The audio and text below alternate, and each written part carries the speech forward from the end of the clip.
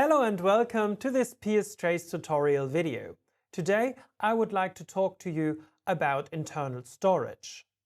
So multiple of our devices offer you internal storage, which means it has storage space for your measurements on the device.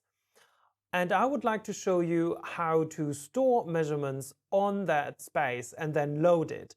So first we're going to use a PalmSense 4, which are already connected. This has 8 GB internal storage that you can use to save your measurements. Okay, so let's look how this is done in PSTrace. Actually, it's quite simple. You just set your measurement as you usually would do, and then you click Save on Internal Storage. And now a finished measurement will be saved on the internal storage.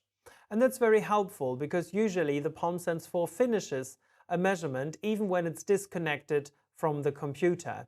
So let's say Windows decides that you need an update urgently right now and is shutting down your computer, then still the data would be saved on your PalmSense 4. So first let's do the measurement that it gets saved on the internal storage. So this is just the WEA of our dummy cell, right? And now the measurement was saved on the internal storage, and let's have a look where we can find it. So you would have to go to Data, Load from Internal Storage, and of course that option will be only available if you have connected a device with internal storage. And then it opens this window, and you then need to open the folders.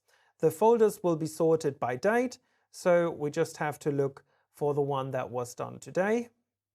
And here we see our measurement, and then we just click on it. We already see a preview, and then we can either add it to the plot that we have right now, or we open it as a file. So the difference is when you add it, it's just really, you put it in that plot and all curves that already there will stay there. And when you open it, the plot will be emptied and then the new file is loaded. So now I loaded the file that was previously on the internal storage. That means also if you would go on a field trip and do a lot of measurements on site, you could then in your lab copy them to your computer via PSTrace after you have done all your measurements in the field. Maybe in the field something happened to your mobile phone that you used to perform these measurements, just as an example. I hope you see now how useful internal storage can be for your measurements.